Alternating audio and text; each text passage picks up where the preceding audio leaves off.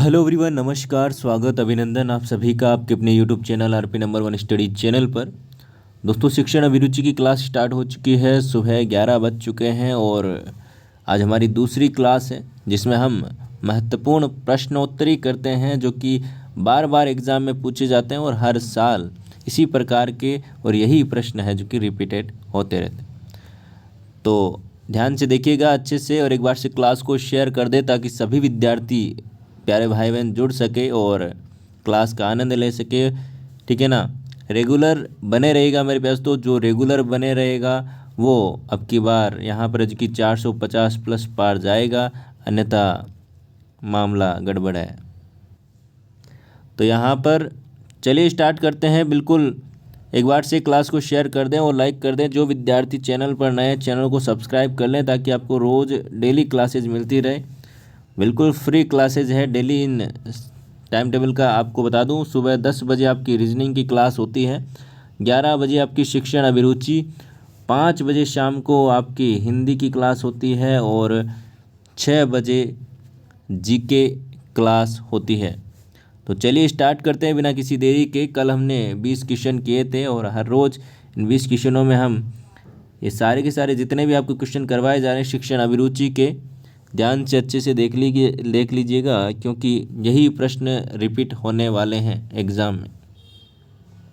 तो पहला प्रश्न आज का हमारा आ चुका है, जवाब दीजिएगा जिनको आता है। नहीं आता है तो ध्यान से देखते रहिए और समझते रहिए। चलिए, अभिभावक मुलाकात दिवस की सबसे अधिक आवश्यकता पड़ती है प्राइमरी कक्षाओं में, माध्यमिक कक्षाओं में, सेकेंडरी कक्षाओं में या फिर कॉलेजों में? बताइएगा दोस्तों। सिंपल सा प्रश्न है, जवाब दीजिए जल्दी से। अब माता पिता अभिभावकों की मुलाकात दिवस है, मतलब कि जो बच्चों के माता पिता को स्कूल में बुलाया जाता है, तो कौन से बच्चों के लिए? जो छोटे बच्चे होंगे। सिंपल सी बात है, प्राइमरी कक्षाओं के बच्चों के लिए अभिभावक की जो मुलाकात है वो आवश्यक है। चलिए आगे चलते हैं अगले प्रश्न की ओर। अगला प्रश्न आपके सामने आ चुका है, जवाब दीजिएगा। ग्रामीण क्षेत्रों के उत्थान का लक्ष्य होना चाहिए प्राइमरी एवं प्रौढ़ शिक्षा का प्रसार, नगरीय सुख सुविधाओं का विस्तार या फिर उच्च शिक्षा का प्रसार, या फिर ये सभी? करेक्ट आंसर बताइएगा। यदि आप शिक्षण अभिरुचि के क्वेश्चन करते हैं तो मेरे प्यारे दोस्तों आपको बता दूं, सिंपल सी है कि शिक्षण अभिरुचि कोई ज़्यादा बड़ा यहाँ पर की विषय नहीं है। आप बच्चे को कैसे पढ़ाते हैं, आप क्या सोचते हैं एक शिक्षक होने के बाद में, वो यहाँ पर सारी की सारी चीज़ें होने वाली।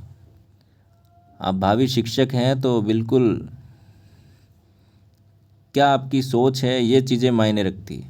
आपको हमेशा यहाँ पर पॉजिटिव हर चीज़ को लेकर चलना। यदि आप है नहीं है ये कोई चीज़ नहीं है। आपको क्वेश्चन सोल्व करना है तो वहाँ पर आपको पॉजिटिव रहना है कि आप एक टीचर हैं तो टीचर को क्या क्या करना चाहिए। चलिए, ऑप्शन नंबर ए जिन्होंने दिया है, प्राइमरी एवं प्रौढ़ शिक्षा का प्रसार होना चाहिए। देखिए, गाँव में सारी चीज़ें की हम बात करें तो सबसे पहले एजुकेशन ज़रूरी है। ठीक है ना। प्राइमरी शिक्षा, जब देश पढ़ेगा तभी तो बढ़ेगा, है ना। तो पढ़ाई पहले ज़रूरी है, तो पढ़ाई यहाँ पर ज़रूरी है। ऑप्शन नंबर ए बिल्कुल करेक्ट आंसर हो जाएगा।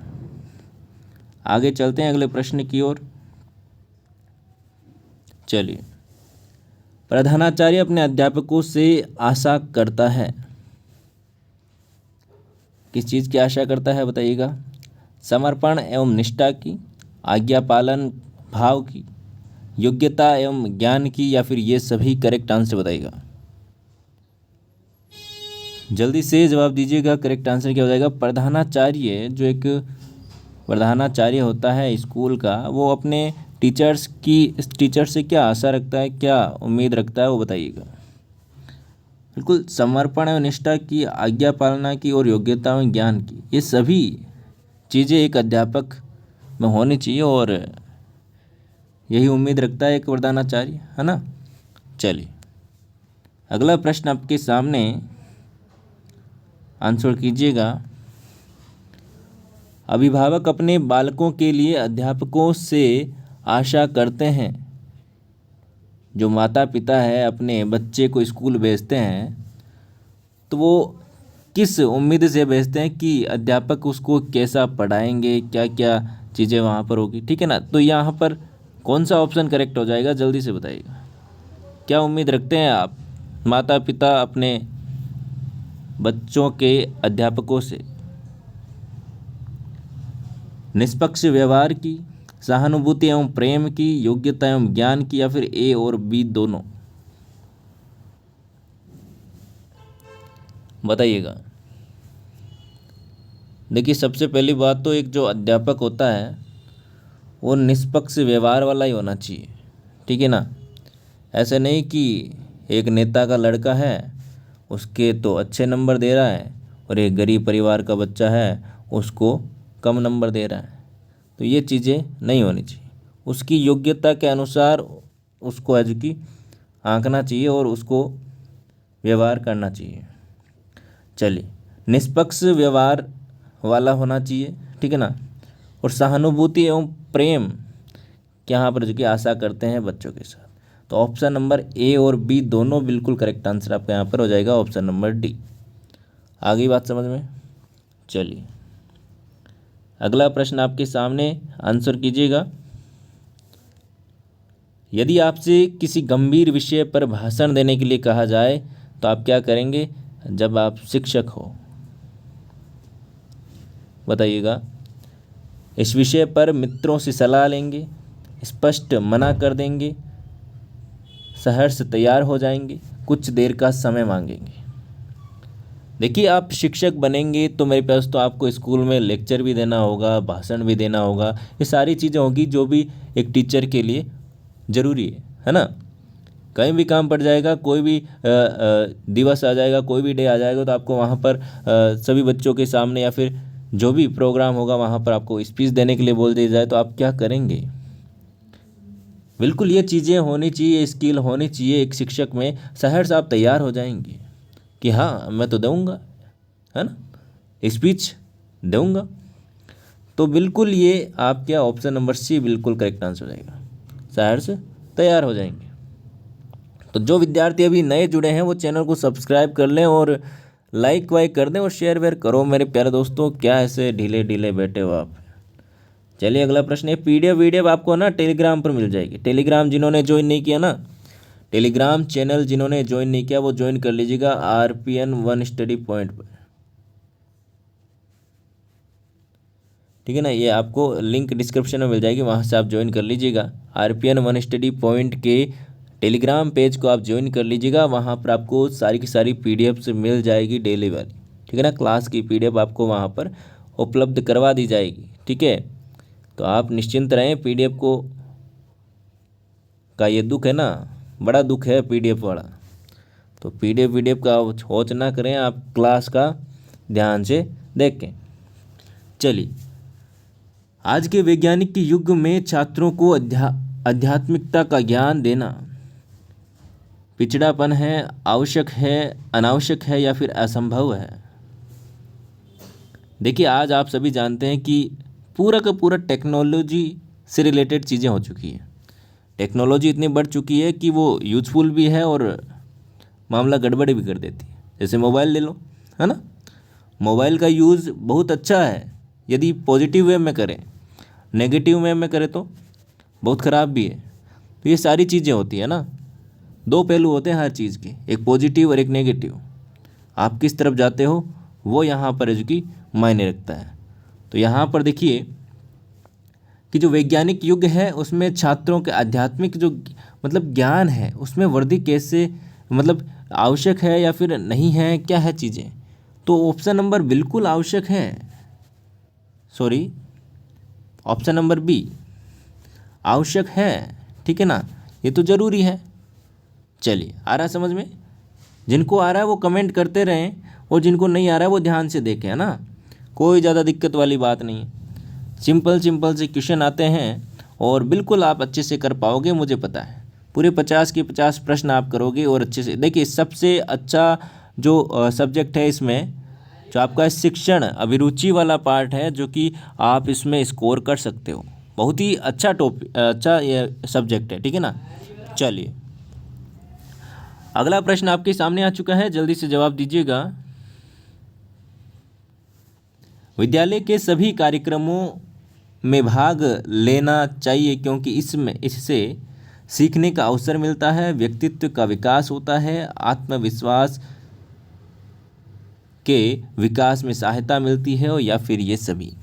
देखिए, जितने भी आपके विद्यालय में कार्यक्रम होते हैं, कोई भी नाटक होता है, कोई भी प्रोग्राम होता है, या फिर कोई भी डांस वांस, जो भी चीज़ें, भाषण, स्पीच, उसमें भाग लेना चाहिए क्योंकि इससे क्या होता है वो आप बताइएगा। और काफ़ी लोगों ने लिए भी होंगे, ठीक है ना।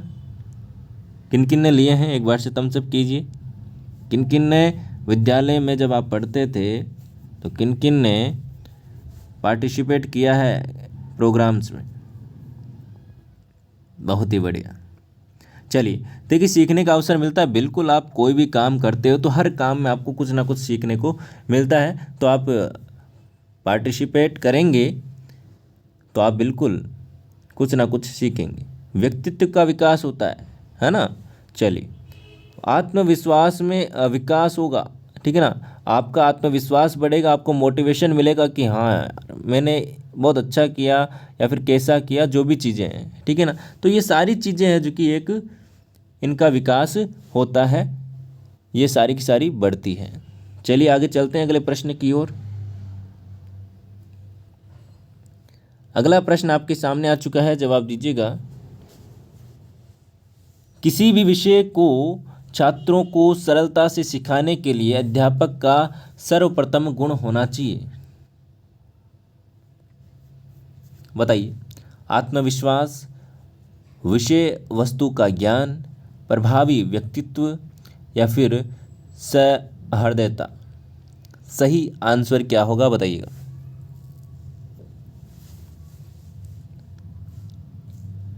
सही जवाब क्या होगा, आंसर दीजिएगा। चलिए, ऑप्शन नंबर सी बिल्कुल करेक्ट आंसर आपका यहाँ पर हो जाएगा। देखिए, किसी भी विषय वस्तु को छात्रों को सरलता से सिखाने के लिए जो अध्यापक का गुण होना चाहिए वो प्रभावी व्यक्तित्व, ठीक है ना। प्रभावी अभिव्यक्ति होनी चाहिए, तभी है जो कि वो अच्छे से सिखा पाएगा और सरलता से। चलिए, आगे चलते हैं अगले प्रश्न की ओर। अगला प्रश्न आपके सामने आ चुका है, प्रश्न नंबर 29। विद्यालय में खेलों के आयोजन का उद्देश्य होता है। अब खेल खिलवाते हैं बच्चों को, है ना। जो भी कोई गेम्स है जो कि प्ले करवाते हैं, तो क्यों करवाते हैं, क्या होता है उससे फ़ायदा। ऐसे ही करवा देते मज़े मज़े के लिए, नहीं ना। कुछ तो फ़ायदा होगा उसका बड़ा। तो क्या फ़ायदा होता है बताइएगा। छात्रों को किसी कार्य में लगाने के लिए, कि बच्चा फ्री बैठा है तो उसको खेलने के लिए भेज दो, या फिर शरीर को हष्ट-पुष्ट बनाने के लिए, प्रतियोगी खेलों के लिए तैयार करना, या फिर बालक का सर्वांगीण विकास करना। बताइएगा किस लिए है जो कि खेल ज़रूरी है, बताइएगा। उद्देश्य क्या होता है खेलने का। चलिए, ऑप्शन नंबर यहाँ पर डी जिन्होंने बताया बिल्कुल सही जवाब है। बालक का सर्वांगीण विकास करने के लिए खेलों का आयोजन है जो कि आवश्यक है, ठीक है ना। देखिए, बालक का सर्वांगीण विकास कैसे, एक तो उसका शारीरिक विकास होगा और मानसिक विकास भी होगा, सामाजिक विकास भी होगा, सारा का सारा यहाँ पर, ठीक है ना, सारे कौशल उसके विकसित होंगे। तो सर्वांगीण विकास यहाँ पर होगा खेल आयोजन से, खेलेगा जब वो, ठीक है ना, उसमें सारे के सारे कौशल यहाँ पर विकसित होने वाले हैं खेल से। तो खेल इज़ वेरी इंपॉर्टेंट, है ना। चलिए, आगे चलते हैं अगले प्रश्न की ओर। अगला प्रश्न आपके सामने है, प्रश्न नंबर 30। एक छात्र की दृष्टि से विद्यालय में छात्र संघ संगठन के बारे में आपकी धारणा क्या है? बताइएगा दोस्तों। इनसे कोई लाभ नहीं, विद्यालय में दादागिरी फैलती है। आपने जो कॉलेजों में देखा होगा ना, वो इलेक्शन होते हैं ना, अध्यक्ष, तो ये सारी चीज़ें के बारे में यहाँ पर देखिए। शिक्षकों के अन्यायों के विरुद्ध लड़ने का एक समाधान, या फिर छात्रों में नेतृत्व की भावना बढ़ती है? बताइएगा। सिंपल सा प्रश्न है, जल्दी से आंसर दीजिएगा कि आप सभी जानते हैं कि जो छात्रों में नेतृत्व की भावना बढ़ती है। देखिए, छात्र संगठन होगा तो बिल्कुल नेतृत्व करने वाले होंगे, है ना। तो ये सारी चीज़ें होती है कि भाई बिल्कुल छात्र संघ होंगे तो बिल्कुल यहाँ पर जो भी उनकी सुविधाएं के लिए वो लड़ पाएगा, ठीक है ना, अध्यक्ष बनेगा, या फिर ये चीज़ें होती है ना। तो ऑप्शन नंबर डी बिल्कुल करेक्ट आंसर हो जाएगा। अगला प्रश्न आपके सामने, जवाब दीजिएगा। शिशुओं के लिए शिशुशाला में आवश्यक है खेल के अवसर प्रदान करना, सामान्य ज्ञान देना, भाषा पढ़ाना, या फिर कहानियों सुनाना। देखिए, शिशु के लिए शिशुशाला आंगनवाड़ी वगैरह होती है, ठीक है ना। उसमें क्या होता है, क्या सिखाया जाता है? उसमें कुछ सिखाया जाता है क्या? सबसे पहले क्या होता है, खेलने के लिए वहाँ पर भेजा जाता है। आंगनवाड़ी में क्या होता है, खेल लाते हैं, है ना, बच्चों को खिलाते हैं। तो खेल के अवसर प्रदान करना, ऑप्शन नंबर ए बिल्कुल करेक्ट आंसर हो जाएगा। चलिए अगले क्वेश्चन की ओर चलते हैं।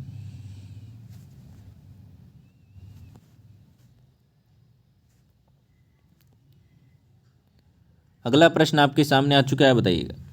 एक अच्छी पाठ्य पुस्तक वह है जो अन्य विशेषताओं के अतिरिक्त अनिवार्य रूप से सम्मिलित करती है। परीक्षकों का निर्देश, गृह कार्य के अभ्यास, शिक्षकों को निर्देश, या फिर प्रकरणों की सूची, बहुत से। बताइएगा दोस्तों। ऑप्शन नंबर सी बिल्कुल करेक्ट आंसर आपका यहाँ पर हो जाएगा। आगे चलते हैं अगले प्रश्न की ओर। अगला प्रश्न आपके सामने, बताइएगा आंसर क्या हो जाएगा। वर्तमान समय में प्राइमरी शिक्षा की दुर्दशा का मुख्य कारण क्या है? एकांकी परिवार, छात्रों का दूरदर्शन से में अधिक समय व्यतीत करना, गाइड पुस्तकों पर भरोसा, या फिर शिक्षक छात्र का विषम अनुपात? करेक्ट आंसर देगा।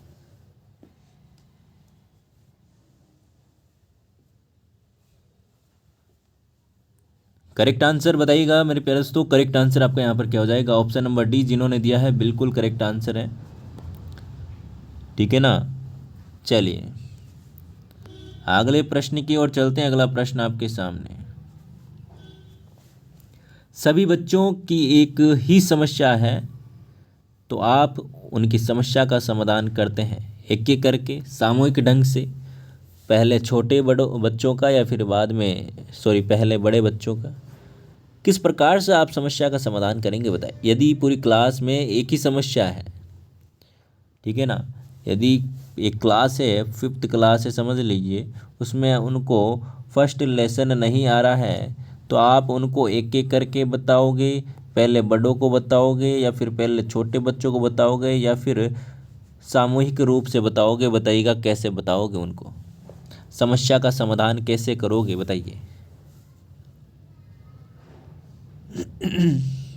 तो आप क्या करेंगे, सामूहिक ढंग से करेंगे, एक एक को बिठाएंगे तो बिल्कुल टाइम आपका जाएगा, सब बच्चों का भी जाएगा, और समझ में भी अच्छे से नहीं आएगा। तो आप क्या करेंगे, सामूहिक रूप से उनको क्या करेंगे, समझाएंगे।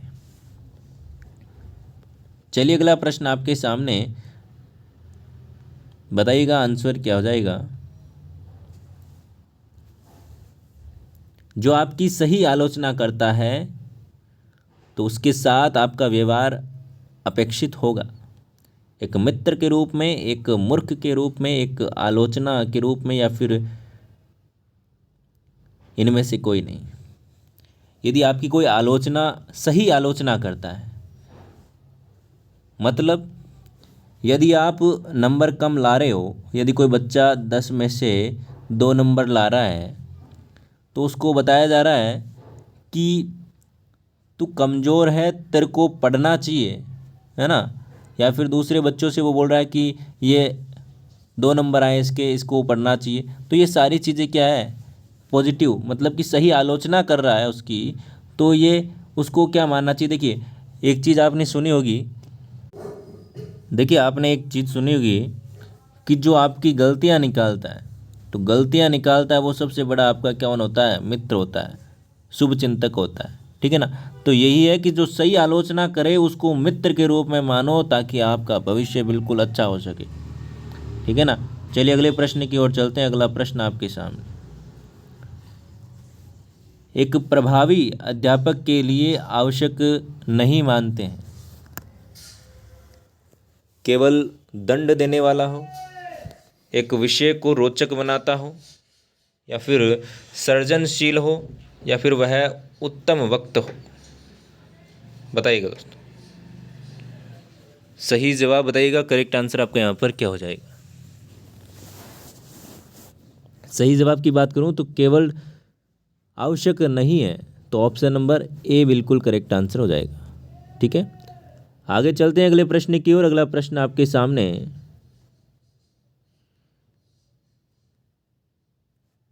अगला प्रश्न आपके सामने, जवाब दीजिए। प्रभावी संप्रेषण संभव हो सकता है, प्रभावी संप्रेषण संभव हो सकता है श्रोता के स्तर को जानकर, आपके उचित शब्द प्रयोग से, या फिर आपके विस्तृत ज्ञान से, या फिर जोर से बोलकर। देखिए संप्रेषण क्या होता है, जब मैं आपको बता रहा हूँ और आप अच्छे से सुन रहे हो, ठीक है ना, ये 2 लोगों के बीच में हो सकता है, एक व्यक्ति के बीच में संप्रेषण नहीं हो सकता है कभी, ठीक है ना। तो मैं आपको बता रहा हूँ और आप अच्छे से उसको सुन रहे हो, तो वो क्या होता है, संप्रेषण होता है, वार्तालाप, कम्युनिकेशन, ठीक है ना, ये सारी। तो ऑप्शन नंबर यहाँ पर, श्रोता के स्तर को जानकर की संप्रेषण, प्रभावी संप्रेषण संभव है, ठीक है ना। एक देखिए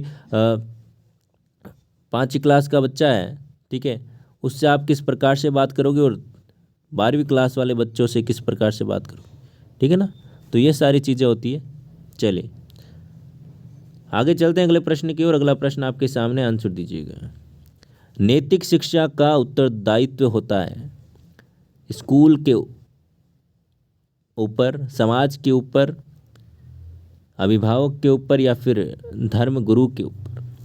नैतिक शिक्षा, क्या क्या व्यवहार करना है, क्या क्या समाज में आपको उठ बैठना है, कैसे रहना है, समाज की जो भी चीज़ें हैं आप, ठीक है ना, जो भी संस्कार है, वो सारी चीज़ें नैतिक शिक्षा।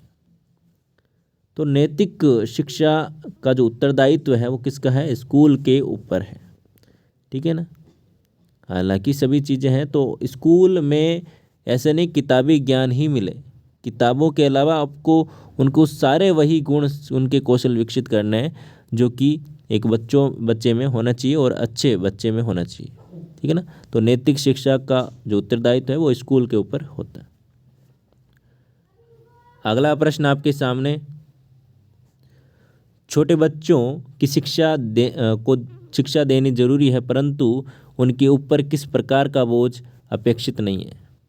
लिखने का बोझ, पढ़ने का बोझ, गृह कार्य का बोझ, विद्यालय जाने का बोझ। ऑप्शन नंबर सी बिल्कुल करेक्ट आंसर आपका यहाँ पर हो जाएगा। अगला प्रश्न आपके सामने, जवाब दीजिएगा इसका। जब आपके छात्र उन्नति करते हैं तो आप महसूस करते हैं, कैसा महसूस करते बताइएगा।